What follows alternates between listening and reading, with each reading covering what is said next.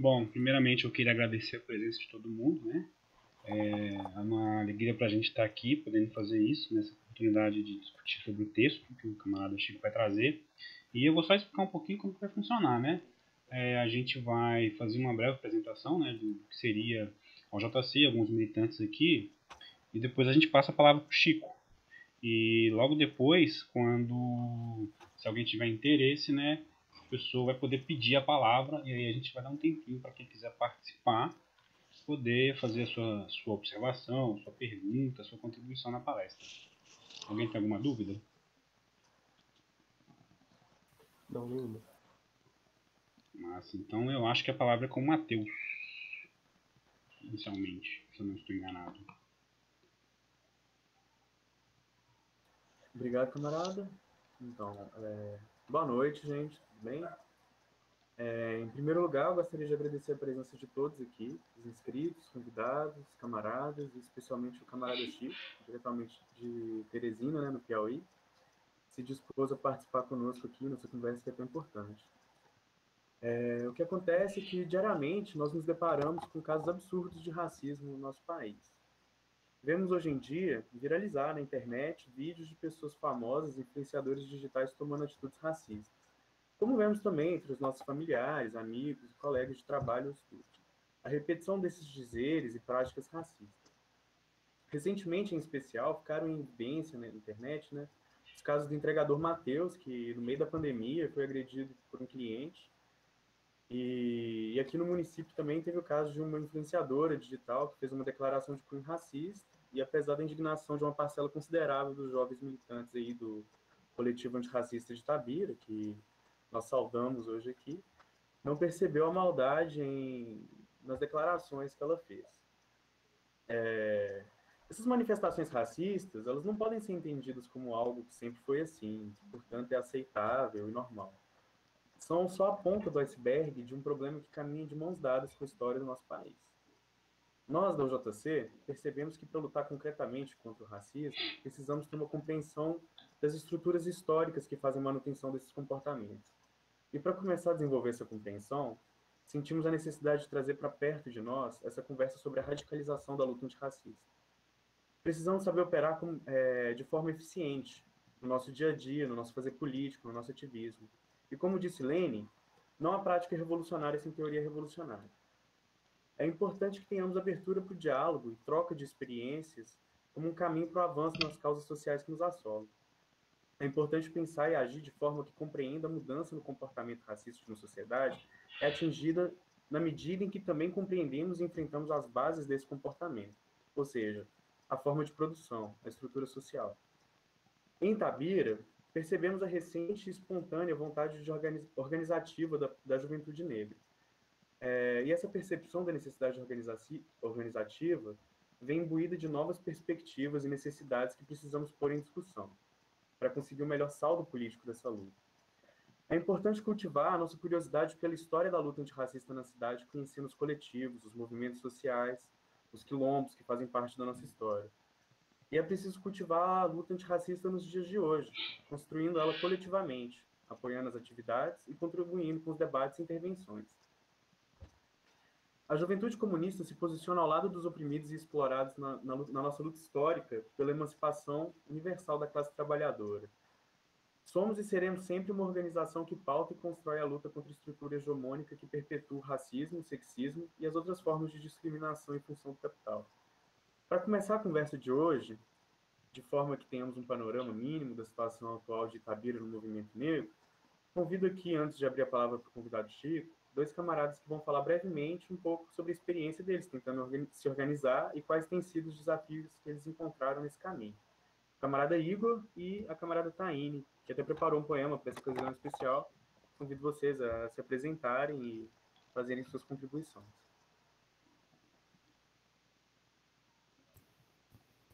Certo, obrigado, camarada Matheus. Boa noite, camaradas e convidados.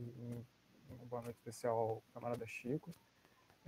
Por meio de conversas como essa, vale destacar a importância da luta antirracistas entre debates entre comunistas, mas que principalmente seja dado espaço para aqueles que mais podem falar sobre, são homens e mulheres negras. Aqueles que se identificam com a luta e tendem a debater sempre que possível sobre, serão sempre bem-vindos a debates como esse, mas sempre lembrando da fuga do identitarismo que pode acabar fugindo de pautas de mais extrema urgência. E da importância de ouvir e entender aos que são mais afetados nisso tudo. A luta deve ser de todos, mas somos aqueles que sentem na pele o peso e impacto que o racismo aliado ao capitalismo trazem em nossas vidas. O desemprego, a violência, a solidão, o medo, etc. É de extrema importância o acolhimento de camaradas negros nessa luta por somarem de forma que será melhor aproveitada na militância. Muitas das vezes acabamos tendo uma imagem distorcida da militância comunista, entendendo que não é nosso lugar, que é um espaço que não tem olhos para a luta antirracista. Mas dentro dessa conversa destacaremos a extrema importância que nós, pessoas negras, temos na luta anticapitalista. Temos como compromisso histórico nas nossas mãos e precisamos apenas juntarmos com aqueles que também estão dispostos a derrubar esse sistema. Às vezes é difícil nos organizarmos sem que tenhamos já um horizonte revolucionário, podendo nos dar a impressão de que estamos correndo em círculo. Organizar um coletivo pode ter diversas desavenças entre os componentes, se não houver um real propósito desde o início todo. Pensando mais sobre a questão da organização, eu dou a palavra a camarada Taine para falar um pouco melhor sobre o movimento Itabira antirracista, que já acontece há alguns meses aqui em Itabira e que a cada vez mais está tendo jovens na cidade para debater as questões raciais de uma forma de denúncia mesmo.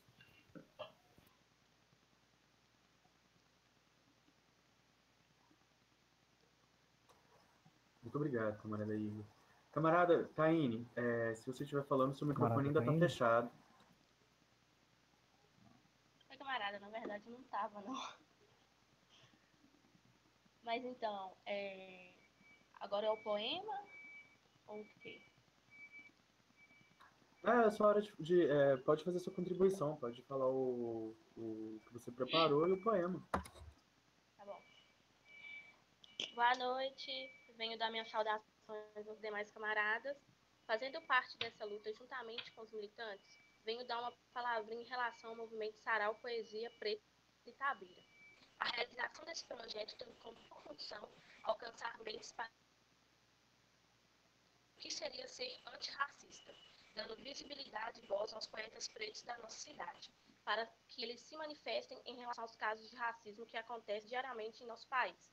São normalizados e não vistos como algo errado sendo crime. Sabendo que o racismo é um problema social estruturado e muitas vezes ocultado na nossa sociedade, trazendo gestos, falas e ações que inferiorizam as pessoas da toda instante. A partir disso, criei esse projeto em participação com alguns membros do Itabira Antirracista e também com os camaradas do PCB e da UJC Itabira, para questionarmos as pessoas sobre o que elas pensam, o que elas fazem para não serem racistas e o que elas fazem para serem antirracistas, trazendo também um pouco de arte, que seria um meio bem apreciador de se entender a mensagem. Visando que a união dos jovens para esse movimento é de extrema importância. Fazer com que eles levem essa arte e esse conhecimento sobre a nossa luta contra o racismo é essencial. Os coletivos trabalham juntos com várias finalidades e, quando se encontram, se formam um só. Esses jovens participantes do movimento projeto agregam bastante para o lado artístico ativista da cidade, sendo um projeto de rua passando a realidade nas periferias do nosso país e também fora dele. A ideia é mostrar força, conscientizar e realizamentos não antirracistas. Nossa luta é pela consciência da população que não sejam apenas não racistas, mas sim antirracistas e que consigam superar o anticomunismo. Entendendo que, assim como eles na luta, nós que somos do Partido e da União também estamos não só nessa, mas em todas envolvendo desigualdade e repressão. É essa a nossa luta e é nisso que vamos chegar. Dando seguimento, eu vou ler um poema que eu fiz especialmente para essa reunião. Me perdoem os erros, se caso tiver algum. E vamos lá. Ei, Cale agora que eu vou falar. Tape os ouvidos se não quiser escutar. Mas vai ser bem difícil não escutar esse barulho. Ecoou um tanto forte na senzala. Ecoou um tanto forte na senzala. Pra lá nós não volta, Sinhá. Minhas raízes sempre fortes quase não deixaram a desejar. Mas ultimamente está difícil aturar essa matança com os meus iguais. E para onde nós vai? Fale para nós, nos dê um caminho porque está difícil achar. Quilombo já foi, meus iguais se vão, chicote no lombo, bala pelas costas e um remetente, o preto. Ó brancos, vocês ouvem gritos e se calaram, vocês ouviram choro e se calaram, vocês viram morte e se calaram, vocês ouvem xingos e se calam, vocês ouvem tiros e se calam, vocês veem morte e se calam. Chicotadas meus iguais tomaram, baculejo meus iguais tomam. E vocês novamente não fazem nada? Sem reparação. Se nós fizesse isso, amarrava vocês no tronco e chicoteava. Subia com vocês pro morro e sentava bala, para vocês sentirem essa repressão desgraçada. Quando vocês vão intervir? Até quando vocês vão aguentar ver? Quantos casos ainda vai ter? Quanto tempo mais nós vai ter que sofrer? Quantos corpos mais vão se perder? Para vocês perceberem que, se não tiver justiça, paz vocês não vão ter.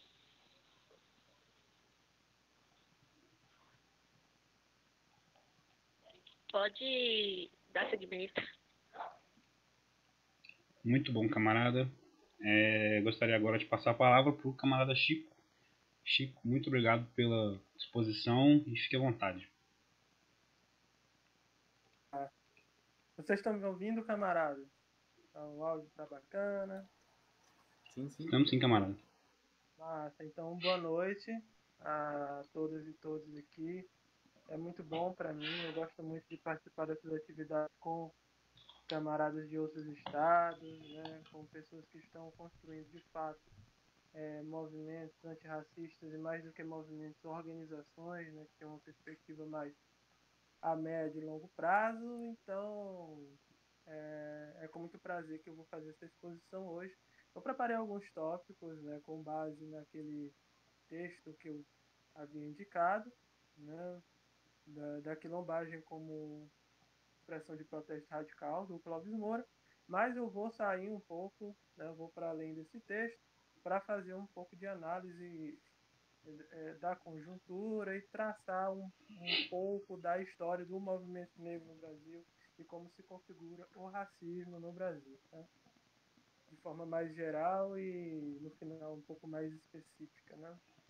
Bom, o que é o racismo? O racismo é uma arma ideológica de dominação, né? E toda a estrutura de dominação, como raça, classe, gênero, casta, constrói toda uma cultura que visa diferenciar, né, feios de bonitos, intelectuais de braçais, exploradores de explorados. Então, nós, como comunistas, temos aí o interesse, né, da emancipação da humanidade, portanto, a destruição, a superação desses sistemas de dominação. No caso do Brasil, o mais evidente deles é o racismo, né, por conta da nossa construção de colonização. E aí eu vou começar falando um pouco da análise do Brasil, da análise do negro no Brasil, porque eu acho que antes da gente chegar propriamente na política, nós temos que dar as bases aí mais teóricas, né? E a tradição que a gente se filia para a gente saber como é que a gente está falando a partir de qual perspectiva, tá? Eu coloco que no Brasil existiram pré-Clóvis Moura, né?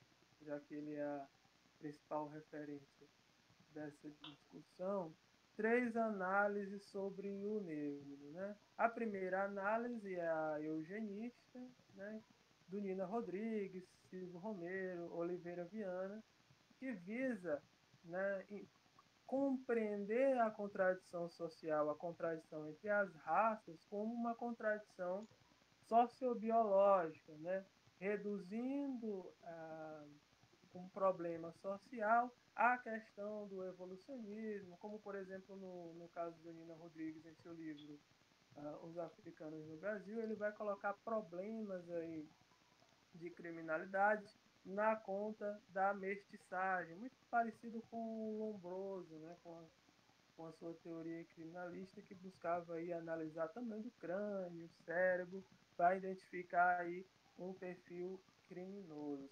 criminal, né? Essa é a primeira corrente ali que tenta, né, entender a questão das raças no Brasil. A segunda é uma mais culturalista, inclusive ela é a mais popular hoje em dia, né, a mais comentada na academia, na universidade, que se filiam a ela ali o Gilberto Freire e o Arthur Ramos, que é uma análise um pouco mais folclórica. Se você for ler Casagrande e Senzala, você vai perceber que o Gilberto Freire ele dá muita ênfase ali a aspectos da mulher indígena, né? Ao fato do português ter essa capacidade de miscigenação por já ter contato com os mouros, né? E aí eles têm uma espécie de lembrança em relação aos mouros quando veem a mulher indígena, né? É uma busca por elementos particulares que venham explicar o todo, inclusive a diferença, né, a contradição de raça e classe para o Gilberto Freire, ela se dissipa na relação individual entre Casagrande e Senzala.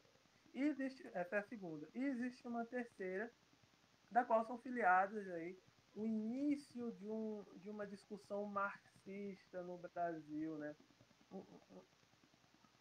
Que entende, aqui eu até anotei, o escravizado como capital fixo e não como sujeito produtivo, de fato. Né? As rebeliões vistas como episódicas, esporádicas, ou mesmo pré-política, como dizia o Hobsbawm, né?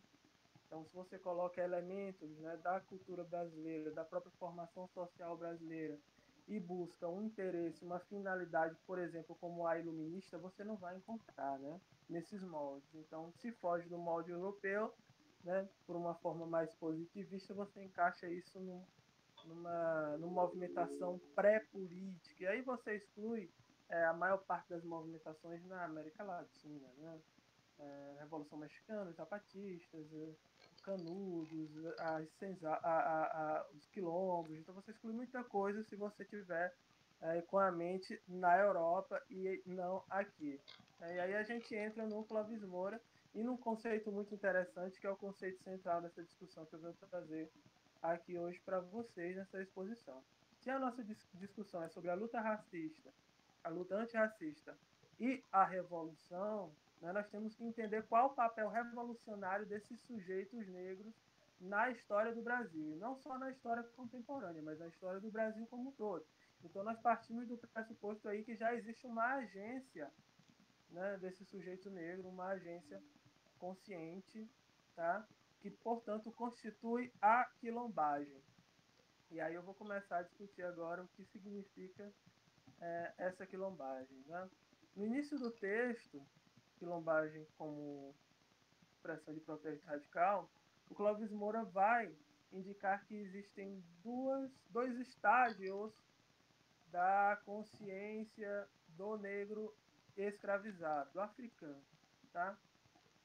O primeiro é do negro fugido, né? Quando ele sente individualmente aquela repressão à exploração econômica e extraeconômica, ele sente a necessidade de fuga. Isso é um ato de rebeldia individual. Né? Essa é a primeira manifestação da rebeldia, desse processo que vai culminar em um processo radical futuramente, e eu vou explicar aqui. A segunda fase é a do quilombola, da consciência quilombola, né? Que é onde você passa de uma consciência individual, da necessidade individual de fazer frente àquela opressão econômica e exploração extraeconômica, para uma construção coletiva mais organizada, de negação objetiva daquele sistema. Né? Agora, essa parte de negação objetiva ela pode ser consciente ou inconsciente. E mais na frente nós vamos discutir isso. Tá? Porque a quilombagem ela solapa, tá? Solapa as bases da propriedade latifundiária escravista, portanto, a base de todo um sistema escravista, que é sustentado pela sua produção, pela sua grande propriedade, né? Pelos trabalhadores, né? Que aí são parte dos meios de produção, que são as pessoas escravizadas, que são coisificadas, tá? No escravismo. Tá? Bom, a partir dessa segunda consciência, né? Desse segundo estágio da consciência, que é a consciência quilombola, se constrói esse elemento mais complexo de negação da sociedade latifundiária e escravista. E eu estou discutindo tudo isso para que a gente entenda, lá no final da minha exposição, por que a luta antirracista é uma luta revolucionária, tá? É uma luta radical, e é uma luta coletiva, é uma luta que deve ser feita de forma organizada. Tá? Eu estou tentando colocar aqui que, desde o início, essa luta foi organizada e foi radical. Bom, quais os elementos que identificam a radicalidade dessa luta? Tá? Nesse segundo estágio, na construção quilombola, você entende, subtende-se aí, uma nova divisão social do trabalho, ou seja, não existe mais aquela forma de trabalhar que é a forma de trabalhar geral do sistema escravista. Por que não existe isso? Porque não existe a propriedade privada escravista latifundiária. O que existe é a propriedade comum da terra. Então, a partir dessa propriedade comum, do cultivo comum da terra, obviamente, se estende uma nova divisão social do trabalho, uma nova forma de trabalhar. E sobre isso se ergue outros complexos sociais daquela comunidade, que é a comunidade quilombola. E é isso que é ser radical nesse sentido. É uma negação das estruturas, uma negação inclusive violenta, porque o escravizado ele não pode adquirir uma terra, ele não pode comprar uma terra, ele não pode ser um sapateiro, ele não pode ser um barbeiro livre, ele não pode. Se ele fugiu, ele é um criminoso, ele vai ser procurado. Então, a posse dessa terra era uma posse violenta, radical. Eles faziam o que deviam ser feitos, inclusive na proteção. E aí eu elenquei esses pontos, que inclusive está no texto, né, que mostram aí a contradição dessas duas sociedades paralelas. Né? O Cláudio Moura ele não coloca que o quilombo era propriamente um, uma tentativa revolucionária, porque não era uma tentativa de tomar, né, o poder político do Estado, de tensionamento, embora, né, influenciasse na dinâmica do Estado como um todo, na dinâmica repressiva. Isso, inclusive, reflete nas nossas instituições hoje. O direito, a polícia, a política, a economia são excludentes porque esses instrumentos de exclusão do povo negro se modificaram e se aperfeiçoaram ao longo de séculos. Mas não é revolucionário no sentido clássico, mas é a construção de uma nação paralela à nação brasileira. Por exemplo, Palmares é uma nação, foi uma nação em desenvolvimento paralelo ao Brasil. Né? E aí eu vou citar esses elementos, que são elementos muito importantes, que inclusive tem no texto. Enquanto no Quilombo existia o homem livre, né? O negro era um homem livre, e aqui como ele está dando como exemplo Palmares. Tá? No sistema escravista existia o escravo. Tá? Enquanto no Quilombo existia terra livre confiscada, no sistema escravista existia o latifúndio escravista. Enquanto no Quilombo existia o trabalho comunal livre, no sistema escravista existia o trabalho compulsório. Enquanto no Quilombo existia o coletivismo agrário, no sistema escravista existia a produção para o senhor, existia uma apropriação privada. Né? Enquanto no Quilombo existiam as forças armadas de defesa, no sistema escravista existiam as forças armadas de repressão. Enquanto no Quilombo existia a família alternativa livre, no sistema escravista existia a família reprodutora de escravos. E aí tem alguns elementos que cabem a gente discutir um pouco mais, né? Que são esses complexos que são geralmente vistos como questões individuais e não como parte de um todo. Por exemplo, a família livre. Discutir a família livre na organização quilombola, essa família alternativa, é algo muito interessante quando a gente compara com uma família, inclusive a família do senhor, né? A família patriarcal escravista. O que acontece? Isso é muito interessante. A família em Palmares, ela não era, né, em geral, uma família monogâmica, muito menos patriarcal, né? Por que existia isso, né? Além de reminiscências de uma cultura, né, é muito importante que não existe uma dizer que não existe uma reminiscência pura, certo? Africana, mas existe uma combinação de aspectos culturais com os aspectos objetivos de produção que aqueles negros haviam aprendido ah, no Brasil, tá?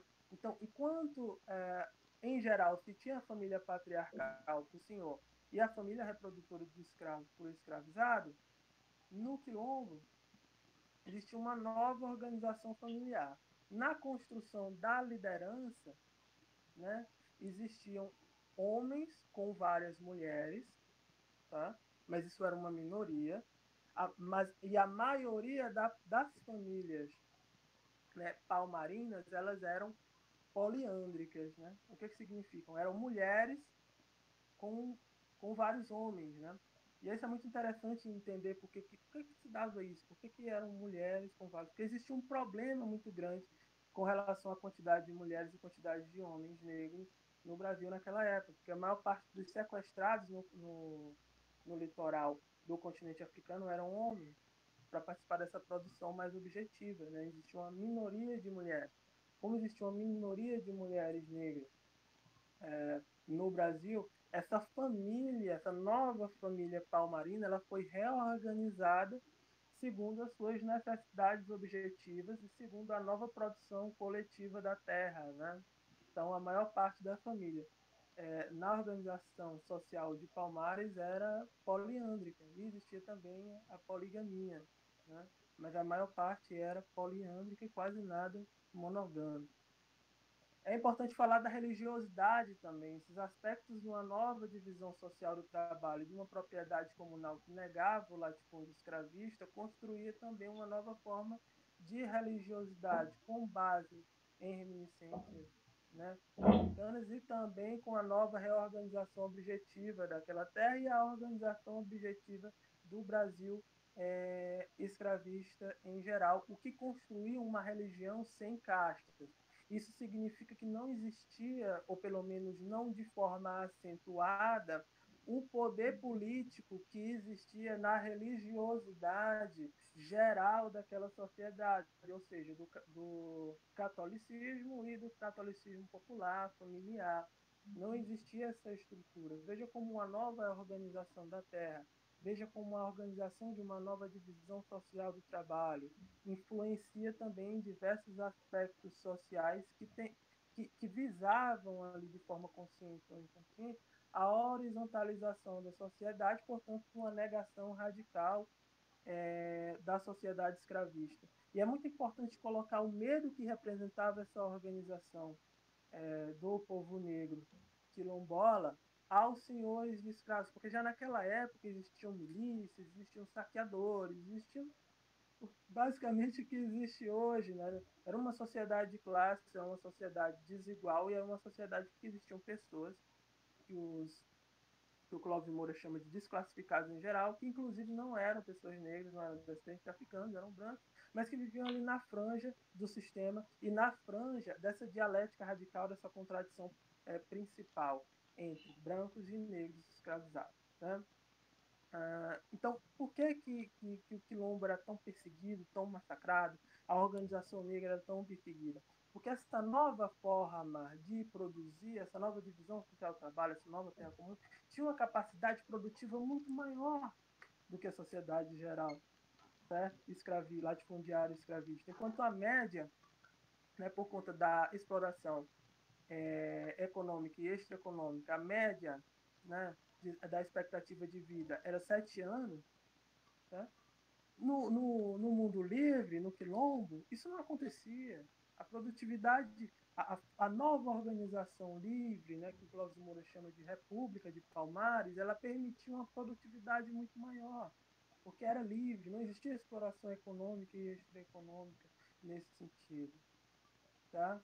Então, é realmente a organização do povo negro sempre fez no Brasil muita diferença, muita diferença. Cabe destacar, né, as duas formas que o Clóvis Moura destaca, né, divide o sistema escravista. Né? Já já a gente chega na contemporaneidade. Ele divide, né, o escravismo em escravismo pleno e escravismo tardio. O escravismo pleno é a primeira fase do escravismo, onde se encontra majoritariamente todo esse processo que eu comentei aqui. Tá? É um processo de dialética radical de conflito direto, tá? Entre senhores e escravos. É uma contradição evidente, explícita, e existe uma centralização do poder político nas instituições do direito, do executivo, tá? E era algo extremamente mais rígido e com uma função bem objetiva de atender uma metrópole, tá? É muito importante a gente colocar aqui esse sistema, né? Escravista, ele não surge simplesmente porque o branco ele é ruim, o europeu ele é ruim, né? Ele visa a construção de mercadorias. Então, está ligado a um primeiro momento de acumulação do sistema capitalista, né? E o que é que identifica esse momento de acumulação? A produção de mercadorias, tá? Commodity, ou seja, o escravizado era escravizado para produzir mercadorias. Inclusive, quando a gente vai estudar a revolta dos malês, um dos elementos mais importantes para que essa revolta acontecesse, geralmente se destaca muito a religiosidade, né? O fato deles serem muçulmanos, deles serem árabes, o que foi um aspecto fundamental, muito importante, porque é a partir desse aspecto que se construía também a organização deles, porque eles tinham uma cultura escrita, né? Isso facilitava de alguma forma a organização deles, mas não foi só isso, como dizem, né? Existia uma carestia muito grande naquela época, porque fruto também dessa mesma contradição que construiu Palmares. Que contradição era essa? Eles eram explorados para a produção de commodities, ou seja, cana-de-açúcar, tá? Para ser exportado. Tá? Então, era uma monocultura. Tá? Eles produziam commodities para ser exportados. O que isso gerava? Gerava fome. Gerava fome e carestia. Porque não existia plantação de mandioca, não existia plantação de outros alimentos para alimentar a comunidade interna, o comércio interno. Toda a produção interna do sistema escravista era a construção de mercadorias para serem realizadas na metrópole, na Europa. Tá? Tudo isso que se chama capitalismo industrial, de fato, e não esse capitalismo comercial, foi construído a partir da exploração e do acúmulo feito na periferia do sistema, nas colônias. Tá? Importante destacar isso. E essa é a primeira parte, né? O escravismo pleno. A partir de 1850, as coisas mudam. O que era intacto, intocável, duro, bruto, apenas passa a ter aí reformas, né? Claro que reformas não substanciais, mas reformas que não existiam antes. A partir de 1850 é instituída a Lei Eusébio de Queiroz, né? E essa lei ela não permite mais que sejam trazidos escravizados, né, do, do continente africano para o Brasil. E a partir da constituição dessa lei, né, acontecem outras modificações. Né? Aparecem aí a dos sexagenários, a lei do ventre livre, E acontece também uma modernização. Estou vendo os tópicos aqui porque eu não quero falar demais, né? Então acontece também uma tentativa de modernização, e não só uma tentativa, acontece uma modernização. Já é o início de uma passagem do Brasil escravista para o Brasil de capitalismo dependente. É óbvio que nesse momento a modernização se dá por cima, né? Uma modernização que não toca na matriz escravocrata, né? Que não envolve de forma alguma as pessoas negras, até que o movimento abolicionista é apropriado de alguma forma pelos reformistas e pelas elites, e existe uma transição aí, né? O Clóvis Moura fala que a luta de classes não se encerra pela quilombagem, né? Acontece uma apropriação por cima e essa apropriação leva a uma transição. Mas, obviamente, a quilombagem, essa resistência, essa luta, essa negação radical, ela solapa, né, os principais fundamentos da propriedade latifundiária escravista e não dá aí outra alternativa, né, para as elites a não ser a derrota ou a apropriação, né, dessa perda momentânea para uma transição para outro sistema. E aí a gente entra já no Brasil moderno, no Brasil contemporâneo, tá? A partir da abolição formal da escravidão, onde se constrói toda uma narrativa de ideologia do autoritarismo. O que é essa ideologia do autoritarismo? Nesse momento se busca a construção de um ethos nacional. O que é um ethos nacional? É tudo aquilo que identifica uma nação. Né? Quando você pensa na França, você pensa na música da França, você pensa na religiosidade da França, você pensa no homem e na mulher da França, tá? Da cultura da França. O que é que identifica a França como uma nação? Então começou-se a pensar do que identifica o Brasil como uma nação, né? Na construção desse ethos nacional. E, obviamente, esse ethos nacional não envolvia a pessoa negra. Existiram diversas tentativas de extermínio, de morte, tá? Das pessoas negras. E depois, né, quando não conseguiram isso, de exclusão, de miscigenação, né, inclusive com práticas de concursos eugenistas aí no início do século XX. A ideologia autoritarista é a ideia de que se não há um problema na divisão de classes, há um problema na educação dessas classes. Né? O problema não seria essa elite agrária, né? Não seria a aristocracia, mas seria porque eles são brutos demais, tá? São autoritários demais, eles deviam ser educados, né? Formar aí uma identidade nacional com sujeitos educados, mas sujeitos brancos, sujeitos ricos. É importante falar que, como foi uma transição do sistema escravista para o sistema capitalista independente, não houve uma modificação na propriedade privada, ou seja, no sistema latifundiário. A grande propriedade da terra continuou na mão das mesmas famílias, as pessoas negras continuaram nos mesmos locais. Tá? Isso é muito importante quando a gente vai discutir, por exemplo, a Guerra de Canudos. Né? Geralmente se fala em um messianismo. Na verdade, não é um messianismo, na verdade, não é algo religioso. Né? As pessoas estavam buscando uma nova sociedade, um novo lugar, porque o lugar antigo, de liberdade, não tinha nada, só a formalidade. As pessoas estavam em busca disso. E no sertão nordestino, né, se constrói toda essa complexidade de fatores, né, essas contradições. E aí, a partir da. Estou avançando já. E a partir da Segunda Guerra, né, do fim da Segunda Guerra, essas ideologias autoritárias, essas ideologias eugenistas perderam, né, oficialmente. Então, a Unesco ela vai financiar aí diversas pesquisas e publicações de autores que visavam aí discutir a questão racial e ir contra a ideia de democracia racial, né, e contra a ideia eugenista. Um deles é o Clóvis Moura, né, que é a base para essa discussão. Também o Florestan Fernandes, Abdias Nascimento, Lélia Gonzalez. Né, a partir do fim da Segunda Guerra, uma série de produções aí que atacavam a ideia de democracia racial, começa a ser discutida, tá?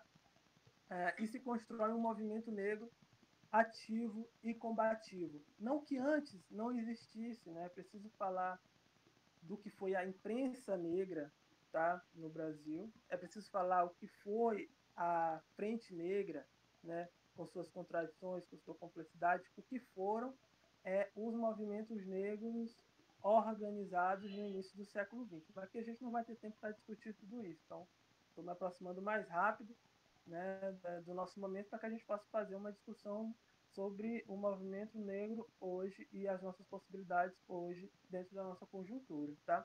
A partir desse momento, né, pós-Segunda Guerra, passado o momento da ditadura militar e durante o momento da redemocratização, surge o movimento negro unificado, né, que é o MNU, extremamente combativo, certo? E com pautas radicais, que construíram aí a Grande Marcha Zumbi em 95, tá?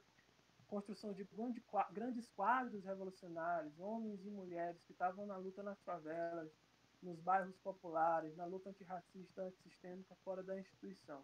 Né? Aí eu vou entrar numa discussão mais conjuntural. A partir de 2002, né, esse grupo que construiu as marchas em apoio camponesas, negras, conseguiu adentrar a institucionalidade, não é? Que foi o PT, em 2002. Né? A partir disso, nós tivemos grandes avanços. O movimento negro teve grandes avanços.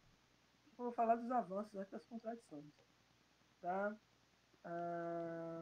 A gente teve a Lei 10.639 de 2003, que tornou obrigatório o ensino sobre história e cultura afro-brasileira no ensino médio. Essa mesma lei também inclui o 20 de novembro no calendário escolar. Tá? A gente teve a criação de uma secretaria com o Fundo Orçamentário para a Promoção da Igualdade Racial, que é a CEPI.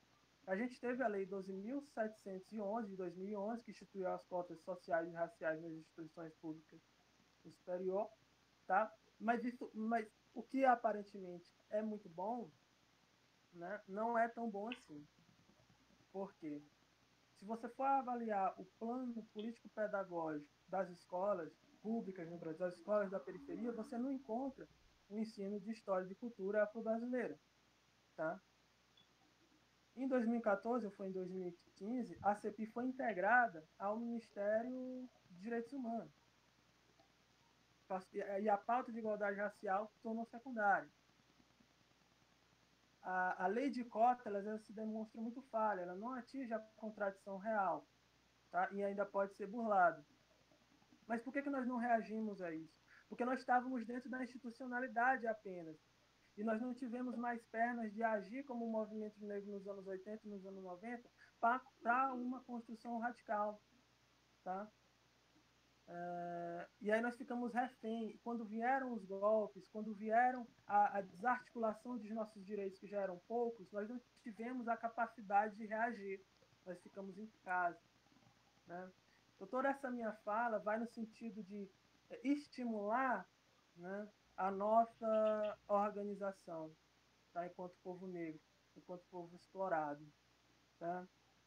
E aí eu não vou continuar me expondo muito, eu acho que por aqui já deu, porque eu quero ouvir vocês, e a partir de vocês, do comentário de vocês, eu tenho mais algumas coisas para falar, mas eu não quero ficar nessa dinâmica de falar. Então eu concluo, camarada, essa primeira parte. Obrigado, camarada Chico. Alguém gostaria de fazer alguma contribuição? Tem alguma dúvida? Está aberta a palavra, para quem quiser. Eu gostaria, sim, de fazer uma pequena pergunta, camarada Chico. Quando você começou a falar da modernização, você fala que é um processo que se dá de forma vertical, né, que não acontece bem para todas as camadas e tudo mais, mas eu gostaria que você comentasse um pouco mais, eu queria entender um pouco mais de como que fica, né, quais são as rupturas e continuidades que se dão aí.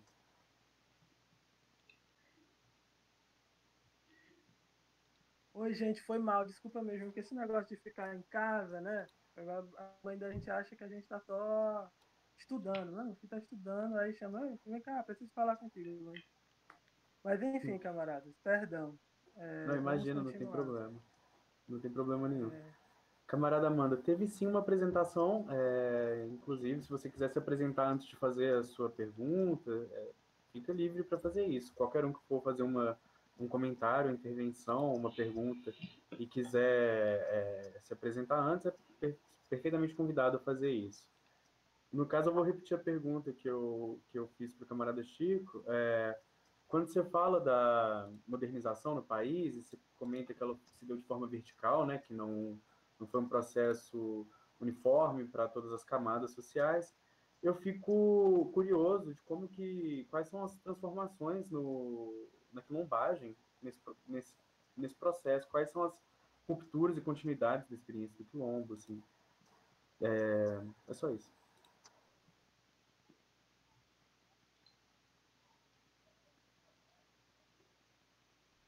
Nós vamos fazer em bloco de perguntas ou o camarada Chico vai respondendo cada uma delas? Eu acho que como o Chico preferir. Você prefere responder uma por uma ou prefere fazer blocos? Eu acho que é assim, se surgirem mais de uma, eu respondo em bloco, mas se vocês tiverem mais perguntas, eu acho melhor responder em bloco, né? Mas se não tiverem, eu respondo individualmente. Talvez com as minhas respostas eu vá instigando também as pessoas a fazerem mais perguntas, não sei. Já tem algumas Perfeitamente. pessoas inscritas, camarada. Então Então pode ser temos em mais bloco. perguntas. Camarada Amanda, pode falar. Bom, me apresentando rapidamente, né? Como eu disse, eu cheguei atrasada. Meu nome é Amanda, sou psicóloga aqui em Itabira e militante do PCB e da Unidade Classista. Então, camarada, o texto, né, assim, mais precisamente o começo dele diz muito sobre subverter a lógica dominante, né, e através do trabalho livre, né? E aí eu queria saber o que exatamente na prática significa esse trabalho livre, pegando atualmente, né, de que forma que esse trabalho livre hoje, né, se daria, e se a gente tem algum movimento social, alguma forma societária, né, algum país, enfim, que possa minimamente ir de encontro com o que significa esse trabalho livre. Essa é a minha pergunta. Camarada Igor. Bom, camaradas, a minha pergunta ia ser basicamente o que a camarada Amanda perguntou, mas com outras palavras, que eu queria saber mais a fundo também como funcionava essa questão da produção do Mercado Livre.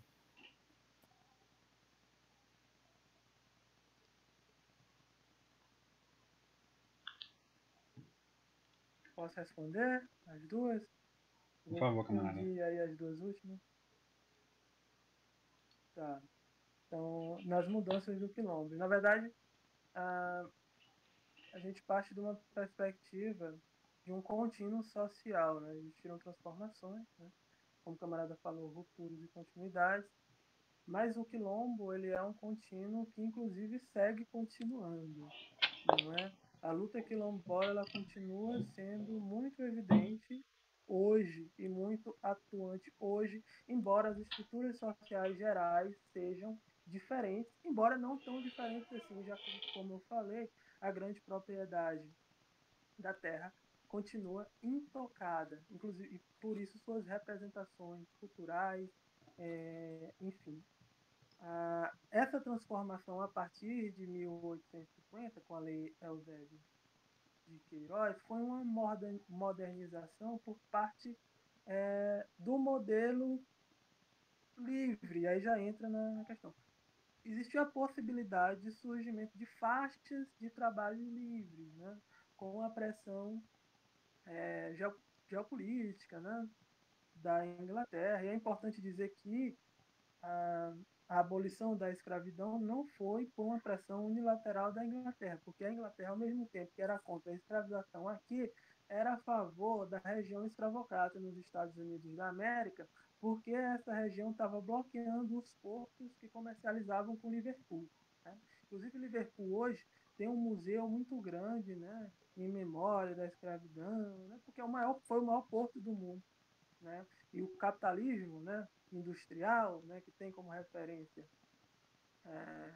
a Inglaterra, né, ascendeu com base na exploração nas colônias. Então, não é uma coisa tão simples assim. Mas essa modernização afetou muito pouco a estrutura quilombola nesse momento, né? Já que a lei de sexagenário, poucos negros chegavam a 60 anos, e aí também a diminuição do fluxo, né? Porque a Lei Eusébio de Queiroz ela não está o fluxo de tráfego de escravizados para cá, né? Ela desoficializa, digamos assim, porque as pessoas, os escravocratas eram pessoas influentes no Estado, então isso continuou acontecendo. Essa modernização, né, foi uma espécie de preparo formal, inclusive para depois, né, apropriar aí sujeitos brancos nessa estrutura de trabalho que visavam marginalizar e matar pessoas negras, né, como se eles estivessem se adaptando a essa nova forma que surgiria, né. Cuba, Estados Unidos, Brasil tiveram o que a gente chama de segunda escravidão, né? Então, foi um processo bem tardio, já se imaginava o que iria acontecer com base em outras localidades. Então, isso foi preparado, essa transição foi feita pela elite, né? Não teve nenhuma vitória substancial do povo negro nesse sentido. Em relação ao trabalho livre, eu acho que a gente tem que ter cuidado em algumas coisas, né? Lá no Capital, no capítulo 24, no primeiro volume, quando o Marx vai falar justamente desse tema, que é sobre a assim chamada acumulação primitiva de capital, ele vai falar dessa passagem para o trabalho livre. Né? Esse trabalho livre é bem objetivo, é quando você... Qual é o processo de acumulação primitiva do capital ou acumulação original do capital? A separação, né, do trabalhador do meio de produção. E a liberdade é isso, né? A liberdade é um trabalhador que ele não é mais nem parte do meio de produção, né, como é o sistema escravista, e nem mais um artesão que tem ali as suas ferramentas. Ele está solto, ele está livre, né? E ele só tem a força de trabalho e ele vai vender para quem tem esses instrumentos, para quem tem o, o, os meios de produção. Isso é o trabalhador livre, né? Ele está solto. Tá? Já no quilombo, né, esse trabalho livre ele tem um caráter bem mais progressista, porque a gente tem uma propriedade comunal na terra, né? Ele não está separado do meio de produção, ele está junto ao meio de produção. O trabalhador tem acesso ao meio de produção. E essa produção ela é dividida de forma comunal para a sociedade de Palmares, para a República de Palmares. Isso não impede que hajam determinados poderes políticos aí, tá? Mas esse poder político é bem menos acentuado, inclusive, do que no sistema capitalista atual, né? Quando a gente fala de sociedades mais onde tiveram de fato esse trabalho livre, que é o que a gente quer, sem propriedade privada, né, sem exploração de seres humanos por outros seres humanos, a gente pode citar algumas referências. No caso do Brasil, a gente pode citar sem medo a República de Palmares, né, com base nessa construção histórica, né? A gente pode citar a Comuna de Paris, certo? Que eu comparo muito as duas coisas. A gente pode citar Cuba, né? Se vocês derem uma olhada depois, dar uma pesquisada de como aconteceu a reforma agrária em Cuba, é algo muito interessante, é algo que a gente tem muito a aprender com o que aconteceu lá, né? É algo que começou a se, a se desenvolver na União Soviética, por exemplo, embora eu considere, né, a Cuba uma experiência bem mais solidificada em relação a isso por conta da horizontalidade do poder político, tá? E das condições mais objetivas, é algo que me agrada mais, tanto no sistema econômico quanto político. Tá? A gente tivemos aí diversas tentativas e de construções de governos e de suas situações revolucionárias. Tá? Nós temos aqui Palmares, né? A experiência de Canudos é muito interessante. Tá? Canudos tinha um ticket próprio, né? Era algo era algo diferente do geral, é uma experiência diversa. Atualmente a gente tem a Cuba, para mim a maior referência para mim hoje é Cuba socialista. Tá? Por isso que nós temos que defender Cuba socialista. No Brasil, essa construção do racismo a opressão só se dá em nível de aparência. É importante dizer, a opressão se dá em nível de aparência, o preconceito é individual.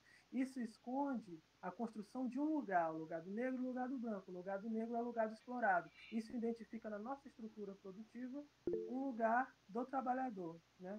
Se nós, enquanto marxistas, entendemos que existe uma centralidade ontológica no trabalho e uma centralidade política do trabalhador, nós temos que entender quem foram os trabalhadores no Brasil e quem seguem sendo eles. Né? Como se constitui a história do trabalho no Brasil? A história do povo negro. Tá? E a emancipação do povo negro passa por uma reorganização revolucionária do trabalho. Então, concluo. Obrigado, camarada Chico. Temos mais duas inscrições, a minha e da Amanda. Bom, eu vou começar perguntando exatamente sobre isso que você falou, sobre as questões revolucionárias. E tem um trecho nesse texto onde o Cláudio cita a questão onde alguns quilombos eles encaram a questão da resistência do sistema escravista. E aí como que a conciliação acaba culminando com o extermínio daquele quilombo e com a reescravização das pessoas que estavam ali livres, né? Você poderia fazer algum comentário sobre como é que essa dinâmica poderia ser comparada a experiências socialistas no século XX e em outras experiências? Camarada Amanda. Então, camarada, você disse aí sobre a questão da Europa, enfim, dos portos, e me lembrou de uma fala sua que você tinha dito anteriormente, sobre isso de que o sistema escravista, ele não surge assim porque o branco é ruim, né? Mas para gerar mercadoria no sistema capitalista. E eu percebo muitas vezes que tem essa questão assim de uma herança cristã, né? Assim, de bons e ruins, né? Assim, é santo, é demônio. E aí, por causa disso, associam-se todas as pessoas brancas, embora proletárias, ao branco europeu, assim. E aí tem-se algumas questões aí que surgem, né? Assim, mas o branco ele é privilegiado ou não é? Né? Enfim, né? Assim, qual que é a diferença do branco proletário para o negro proletário? Então, por vezes, assim, as semelhanças também, né? Quais que são as semelhanças, já que todos estão sendo explorados através do sistema capitalista? E aí eu queria te escutar em relação a isso, o que você tem a dizer sobre essas problemáticas aí que muitas vezes acontecem.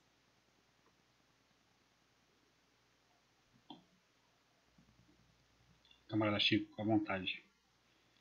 Tá, em primeiro lugar, a questão da conciliação, né? Tem até uma querela muito famosa do Gangazuba com o Zumbi, né? Inclusive o Zumbi era sobrinho dele e assassinou ele, né? Que era o antigo líder palmarino, por conta desse processo de conciliação que havia com o sistema geral, e o Zumbi era contra. Por que era contra? Porque existem, como eu falei, existiam diversos aspectos, né? Construção familiar, religiosidade, produção, divisão social do trabalho, propriedade comunal, tudo isso negado, tudo isso eram diversos aspectos, né? E eles compreendiam que ceder um aspecto poderia gerar, né, aí um problema muito grande que poderia levar à reescravização deles. Então eles eram extremamente radicais nesse sentido de não há conciliação possível. Não há conciliação. Nós vamos ceder 1 centímetro aí. Porque ceder aí pode significar a nossa volta ao cativeiro, e não é isso que a gente quer. Tá? Então a gente entende hoje também que existem estruturas que foram construídas a partir da dinâmica escravista colonial no Brasil. O direito é assim, a economia é assim, tá? A política é assim. Então a gente pode se apropriar desses elementos, obviamente que a gente pode, mas de forma tática e nunca de forma estratégica. A gente não pode ter ilusão conciliatória com esses elementos do Estado burguês que são brancos, que ainda hoje se alimentam da exploração do povo negro no Brasil. Não existe essa possibilidade de conciliação. A única alternativa é uma alternativa revolucionária, que vai dar a possibilidade de redistribuição e também de reconhecimento ao povo negro, né? Portanto, aí minar todos esses complexos de exploração que existem para subalternizar o nosso povo, e não só o nosso povo, como as mulheres, sobretudo as mulheres negras. Quando a gente fala da LGBTfobia, a gente pensa num padrão de família também, de construção daquilo que é o homem, que é a mulher no sistema capitalista, qual a função dessa unidade básica que é a família no sistema capitalista. Então, as opressões estão interligadas. Então, a gente não pode, né? A gente tem que se aquilombar,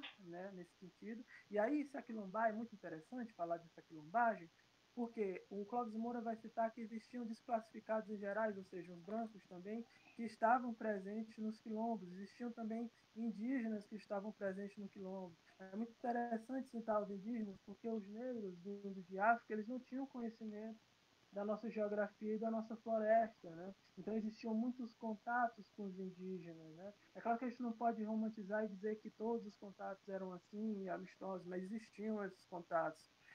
Quando a gente fala de diferença entre brancos e negros hoje, a gente fala ah, da, daquilo que eu, inclusive, eu comentei com a Amanda antes, em outra conversa, que o Du Bois fala sobre o salário público e o salário psicológico. Essa questão do salário público e salário psicológico, ela pode ser encaixada muito bem aqui no Brasil, né?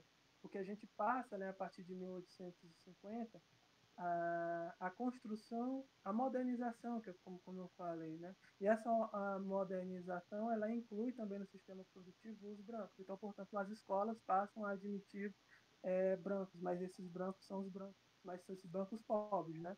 Não passam a admitir negros, né? Os brancos passam a ter essa possibilidade mais maleável de alternar entre os estamentos, né? Aqui no caso do Ceará, tive uma carta já em 1960 que foi mandada a uma liderança religiosa lá para a inserção de uma pessoa negra, né, para estudar, para ser padre e tal. E o retorno foi de que ela não poderia entrar, porque, segundo os padres lá, isso fazia mal ter pessoas brancas e negras juntas, né? Então, o espaço público é construído ainda hoje para pessoas brancas, né? Assim como é para as mulheres, né? Quando a mulher sai para a rua e ela é violentada, o que é que isso quer dizer? Isso quer dizer que ali não é o lugar dela, que ela deve voltar. Quando eu estou na universidade enquanto pessoa negra e eu sou visto como uma pessoa burra, né? Sou visto como uma pessoa com uma cultura diferente, que fala diferente, e as pessoas, opa, isso significa que eu tenho que estar no meu lugar. E meu lugar é gratificado, né? É na periferia, não é no trabalho intelectual, é no trabalho manual, precarizado, né? Então, existe esse salário público para o branco ainda hoje, essa possibilidade de ascensão, pelo menos estética, né? Possibilidade de transitar entre os meios. E existe também o salário psicológico, que é outra face, né? Que aí é a face contraditória disso. O branco, por ter essa possibilidade, ele acha que está melhor que a gente, no sentido de que ó, tem gente pior, mas ele é proletário também, ele trabalha, meu vizinho é branco. Então, não existiria a possibilidade dessa união para romper, né, uma estrutura de poder que nos oprime, embora me oprima muito mais enquanto pessoa negra, justifique a minha morte, tá? Justifique a minha precarização e a prisão justifique isso também, do encarceramento em massa, tá? Existem muitas diferenças entre brancos e negros no Brasil, não são poucas, tá? Mas a gente tem que entender e focar muito bem no que são privilégios. Privilégios são contradições radicais, assim como existiam em todos os estamentos e classes sociais ao longo da história. Tá? Eu não tenho uma contradição radical com o meu vizinho branco. Eu tenho contradições, subjetividade. A minha contradição é em relação a 1% mais rico que explora, que constitui uma cultura, que universaliza um padrão que é da minoria para a maioria atender, tá? que, que vive, né, por meio do trabalho explorado e da justificação da morte e do controle social de uma maioria que é negra, né, e que explora o trabalho também do meu vizinho branco. Então a gente tem que ter esse cuidado, né? Porque senão a gente vai começar a querer rivalizar com os brancos mais brancos em abstrato. Que branco é esse? Quem é esse branco? Então, a minha luta vai ser por fortalecer os negros no sentido de tornarem 1%. Isso é muito difícil, porque existem diversos mecanismos. É muito mais fácil a gente derrubar os mecanismos do que ascender por meio dos mecanismos. Tá? Então, se eu ascender individualmente a esse status, né, a maior parte da população brasileira negra vai continuar no mesmo status subalternizado. Então, enquanto a gente não tiver uma proposta radical de transformação do sistema, a gente não vai ter ter a emancipação de fato, né? Então a gente é preciso que a gente entenda as contradições, é preciso que a gente entenda o que sustenta as contradições, para que a gente possa derrubar o que sustenta as contradições. Concluo.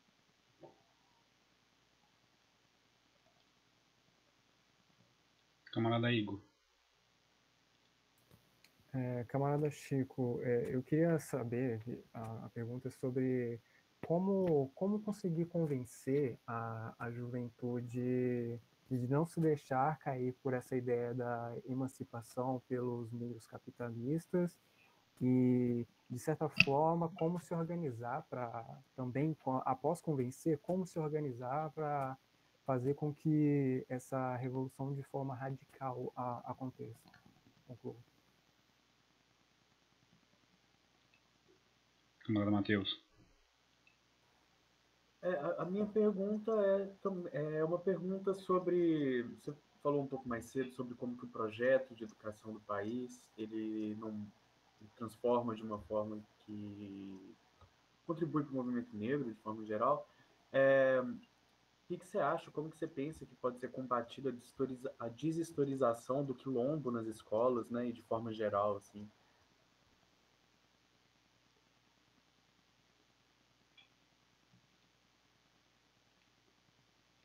Camarada Chico. Por favor. Pronto. Então, a primeira pergunta é a respeito ao convencimento, né? Então, são contradições, né? A gente que está na luta organizada, eu estou numa luta organizada aqui na periferia, na comunidade onde eu moro. Eu moro numa comunidade que é fruto de ocupação urbana, né? É uma das maiores vilas da América Latina, a Vila Irmã Dulce. Quando ela foi ocupada em 98, ela foi ocupada aí já no primeiro dia por uma marcha com cerca de 3.000 famílias. Então, é uma ocupação muito grande, que desde 98 aumentou muito, muito, muito. Então a gente está nessa luta da educação popular aqui, e esse convencimento é uma disputa de consciências, né? É uma disputa de mente e corações. A gente está tentando cativar essas pessoas para a nossa luta. E eu acho que isso é um processo. Isso é um processo muito difícil, mas não é algo colonizador nesse sentido, tá? Eu acho que o nosso papel enquanto pessoas que estão todo dia estudando tática e estratégia é chegar junto, entendeu? Tá participando dessas atividades, por exemplo, aí em Itabira está acontecendo uma série de movimentações antirracistas, a construção de coletivos e a construção de movimentos. E qual é o papel dos comunistas? Estarem juntos, estarem colando nessas atividades e mostrando que os comunistas se preocupam com isso.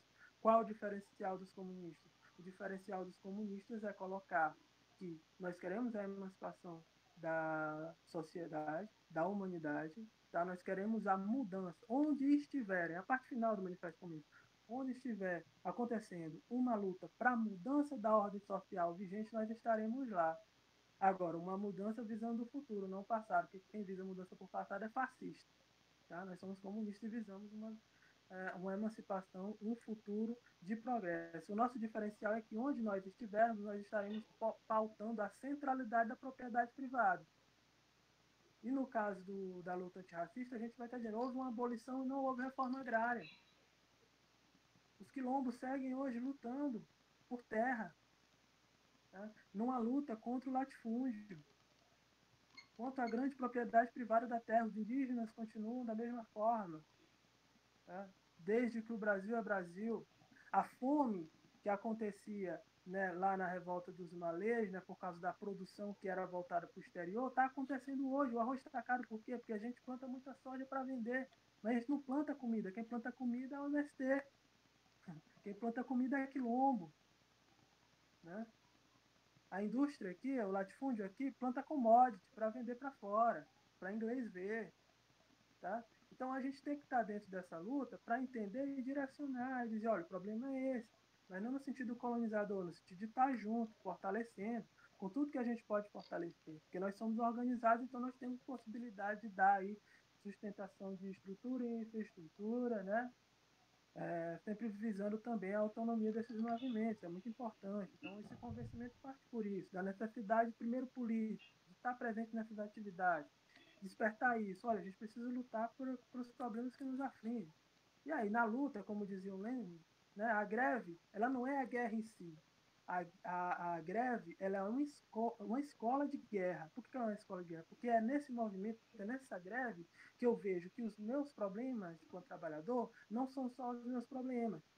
O outro trabalhador que está ali do meu lado também tem problemas, e os problemas dele são os mesmos do meu. E eu tenho a possibilidade de fazer gritos de guerra, palavras de ordem, de estar nessa disputa de consciência, né? E de coração nesse espaço. Então, em primeiro lugar, vamos estar nesses espaços, faltando a propriedade privada e dando apoio a todos os lutas, de todas as minorias e de todas as pessoas que visam, né, um progresso, sobretudo nessa, ao que cabe nessa discussão da luta antirracista, do movimento negro, de periferias, de favelas.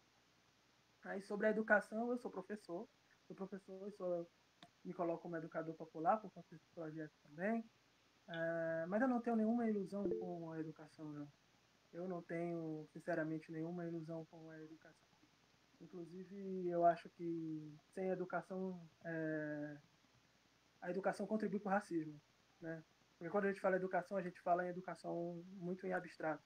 Tem uma palestra do professor Silvio de Almeida, inclusive ela está disponível no YouTube, que ele fala sobre a história da educação e do racismo no Brasil. Então, a alteração de uma educação de fato emancipadora, passa pela redistribuição de renda, passa pela diminuição da desigualdade social em um sentido radical, uma transformação revolucionária. É claro que nós não somos mecanicistas de dizer, ah, não, a gente vai mudar isso depois da revolução. É uma luta dialética, né? Lutar pela educação, lutar por uma escola popular, lutar por uma universidade popular, é um processo que também ataca frontalmente aí o sistema geral, tá? Mas não é um processo que por si só dá conta. A gente não vai ter uma educação libertadora, emancipadora dentro de um sistema capitalista, dentro de um sistema racista, dentro de um sistema genocida, dentro de um sistema que encarcera a população negra deliberadamente. É impossível ter uma educação libertadora dentro de uma sociedade que está posta nesses moldes, tá? Agora, a luta na educação é tão importante quanto a luta na cultura, tá? A luta dos camaradas aí que são advogados populares, a gente sabendo que, bom, o direito é um apêndice, né, do Estado burguês capitalista, né? O direito nessa complexidade que está posta. Então, eu não tenho muita ilusão com a educação, mas a educação é um processo que pode também disputar consciências para a luta, né? Se a educação não transforma, muito menos sem ela, como dizia Paulo Freire. Concluo. Obrigado, camarada. Companheiro Vitor, por favor, a palavra é toda sua. Mais uma vez, boa noite a todos. Inclusive, só complementar com o que o Chico falou, que a palestra do Silvio de Almeida é muito boa, inclusive. Me deu uma nova perspectiva com relação à educação. E partindo do pressuposto que você acabou de falar sobre a organização e da participação dentro das comunidades, de uma maneira geral, ultimamente a gente vem percebendo, eu pelo menos venho percebendo, assim, muito dada a nossa conjuntura política, que tem um aumento muito grande da violência policial, não só a violência policial, mas a violência do Estado, principalmente contra o corpo negro, né?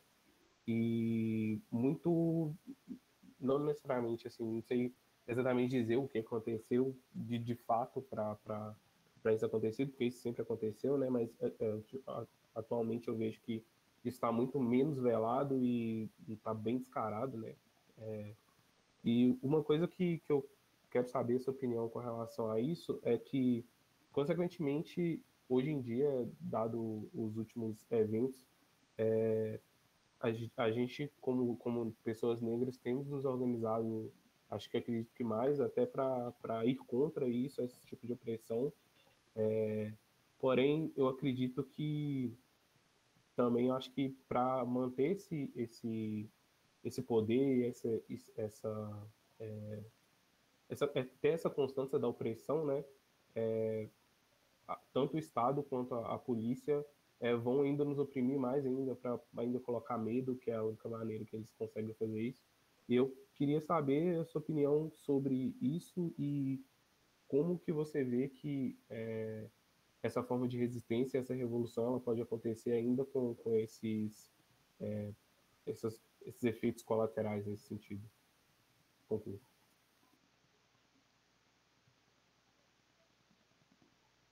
Então, essa pergunta ela é muito interessante, né? É muito boa mesmo, porque a gente a gente pode problematizar o caráter de classe do Estado, né?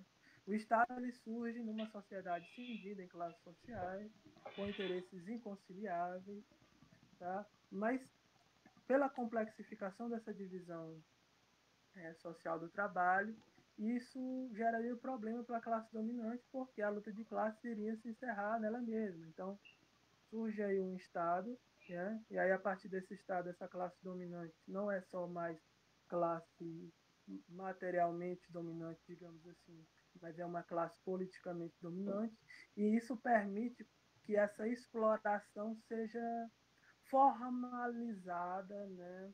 E apassivada, digamos assim, por meio da hegemonia, né? Além de todas as estruturas, né? Direito, tal, tal, tal, a burguesia domina por hegemonia, né? Ela faz com que questões individuais, de interesses individuais, sejam universalizados. Quando o capitalismo vai bem, que né, pela minha visão aí o capitalismo já está disfuncional aí mais ou menos desde os anos 70, mas existem oscilações, isso consegue existir. Não na América Latina, né? Porque a gente é super explorado, tá? A gente sustenta tanto a playboyzada branca do Brasil quanto a playboyzada branca, que é a burguesia internacional. Então, nunca existe esse estado de bem-estar social aqui. Mas existe uma amenização de determinadas contradições.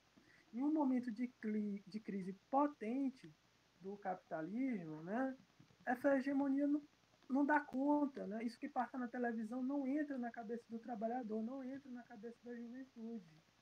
Não entra. E aí a periferia ela se torna o quê? Se torna um campo de explosão social e de organização política e também de aumento da criminalidade. Isso é um problema dos dois lados para a classe dominante, tanto o aumento da criminalidade quanto o aumento da organização política.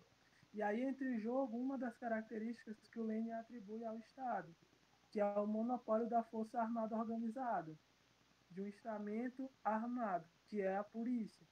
E essa polícia vai entrar para tentar minimizar essas contradições e, como o camarada falou, tanto matar, né, quanto bater, prender, colocar medo, para que a gente não se organize, porque a nossa organização nesse momento de crise de valorização do valor, de crise do capitalismo, é algo muito potente. A nossa organização, como eu falei desde o começo da exposição, do povo negro no Brasil, é muito potente e só lá para as bases das instituições da propriedade e de toda a forma de sociabilidade que é a de interesse da classe dominante. Então, a violência policial ela existe por conta da crise do capitalismo, nesse momento se acentua por conta disso, e se acentua também por conta da nossa organização.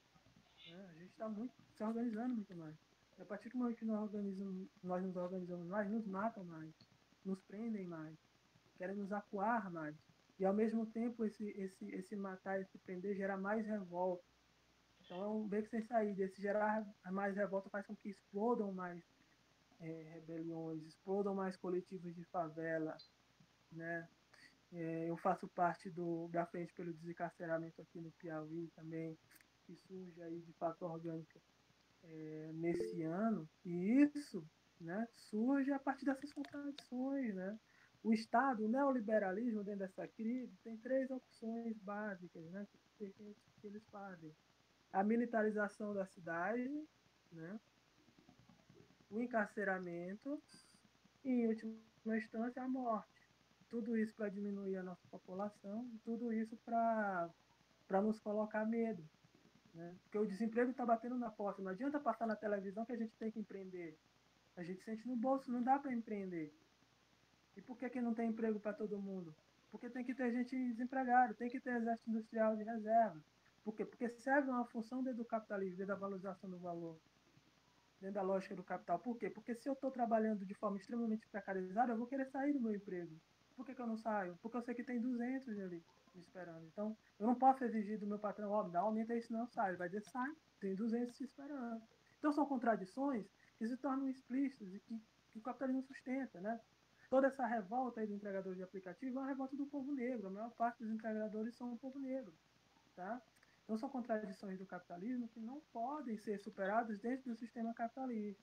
A gente tem que ter outra alternativa, né? Revolucionária, radical, que transforma o sistema. Não só individual, não só estético, mas político.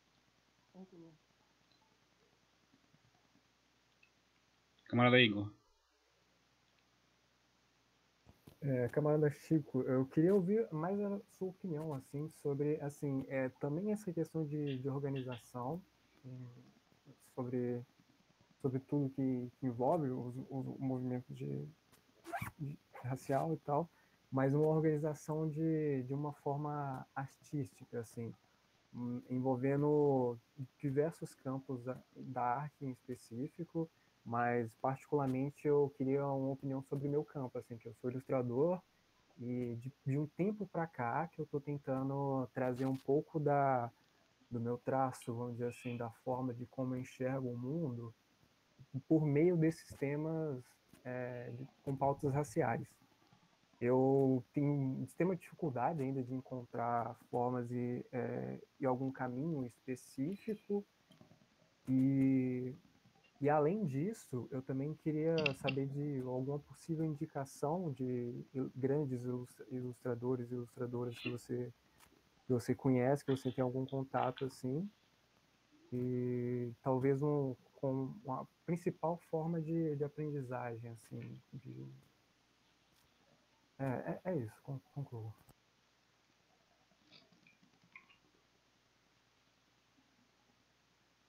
Então, camarada, eu não vou indicar, muito boa a pergunta, mas eu não vou indicar nenhum ilustrador, vou indicar um texto que trata sobre cultura, que aí, inclusive, pode despertar aí certos gatilhos de criatividade em você e uma nova perspectiva sobre a cultura também.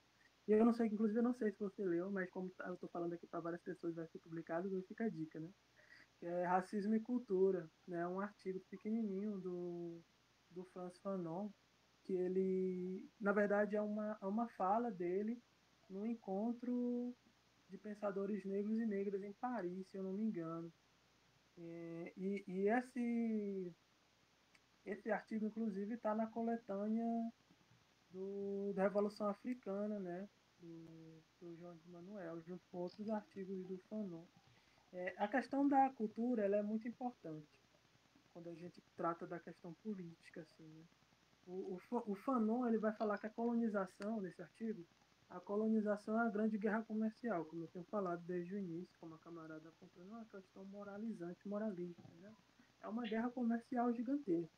Para que essa guerra comercial gigantesca aconteça, né, e haja a imposição de certos grupos sobre outros, o Fanon fala que é preciso destruir o que ele chama de sistema de referência de uma população.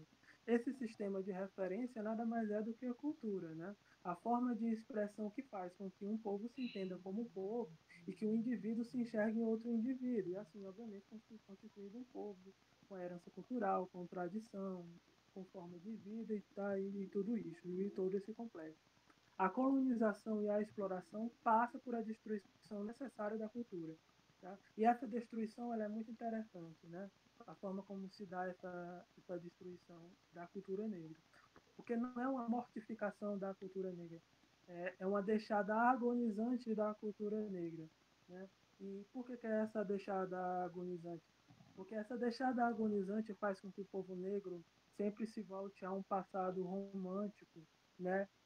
E estático. Então, a cultura negra parte sempre de uma apropriação de antepassados, que é muito importante, né, de ancestralidade, mas que se limita muito a isso, no sentido de que a cultura do negro serve para dizer que o negro é isto, o negro é aquilo. Olha, ali é negro, cultura negra. O negro faz isso, o negro faz aquilo, o negro veio desse lugar. Enquanto a cultura do branco, que é a cultura dominante, é a cultura dinâmica, é a cultura que se renova todo potencialidade, certo? Então essa discussão sobre a cultura, sobre a arte, ela é muito importante. Eu vejo ela muito importante na periferia, né? A cultura hip hop tem esses elementos, né? DJ, grafite, né? Break, Quando a gente fala de grafite, a gente está falando nesse sentido de uma expressão cultural que expõe sentimentos, que expõe subjetividades, mas subjetividades essas que compõem um todo, né? Que outra pessoa da periferia se toca aquilo. Então, quando isso passa a ser produzido com outros interesses, ou de um interesse menos criativo, estático, subalternizado, perde-se aí a potência política disso, né? Então, discutir arte também é uma questão fundamental, sobretudo como um estalo e possibilidade de ruptura da consciência. Inclusive, vai de encontro a outra pergunta que teve, né, sobre o convencer. Convencer se dá muito a partir da arte, né? Eu posso estudar um calhamaço gigantesco sobre a hermenêutica de Gadamer, né? E não entender muita coisa, mas o Gadamer também fazia poesia. Eu posso ler 4 estrofes do Gadamer e entender e sentir aquilo, né? Me apropriar de forma estética daquela discussão, a forma com que eu não fiz no calhamaço dele de 1000 páginas. Então, enquanto trabalho de base, a arte é muito importante. Inclusive, o trabalho que a gente faz aqui na comunidade, sempre a gente está levando músicas, né? Que a garotada, a molecada gosta aqui, jonga e tal. E é isso, a arte é muito importante, né, para nós.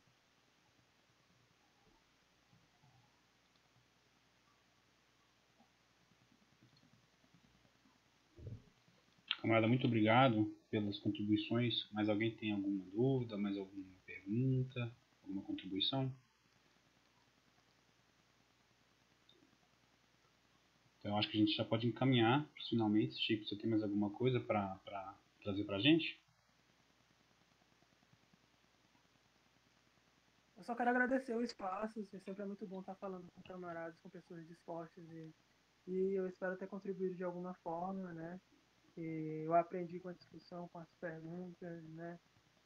Vendo a organização de vocês aí em Itabira, eu espero que vocês também tenham aprendido alguma coisa com as minhas indicações, com as minhas falas, que a gente aprende assim em coletividade. E quem não é organizado, se organize, porque é assim que a gente aprende.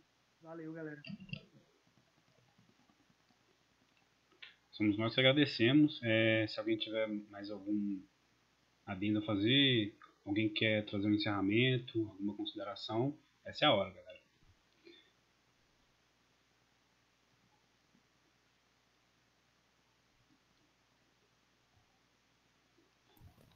Camarada Chico, eu queria agradecer de coração mesmo por ter se disposto a ter essa conversa com a gente, sabe? Eu queria debater sobre o texto em específico, mas também isso de acolher todas as dúvidas e todas as ideias e tentar, sabe, conversar da forma que fosse mais compreensiva possível, assim.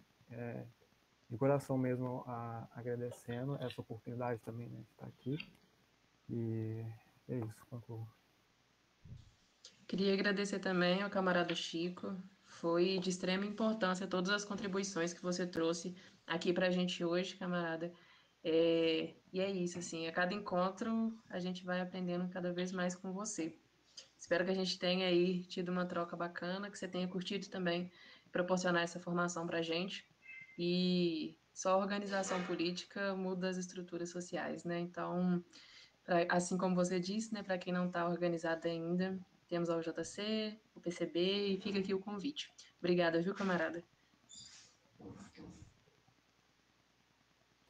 Bom, eu também, para encerrar, eu agradeço novamente a presença de todo mundo que está aqui e que nos assistem depois também.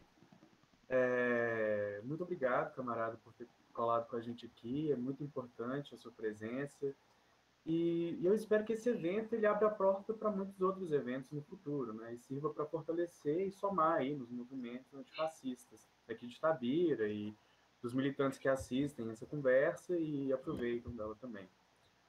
Acho que a gente pode encerrar por aqui. Foi um prazer ter a chance de dividir essa noite aqui entre nós. E até uma próxima, gente. Ousar lutar e ousar vencer. Tchau, tchau. Ousar lutar, ousar vencer, gente. Tchau, tchau.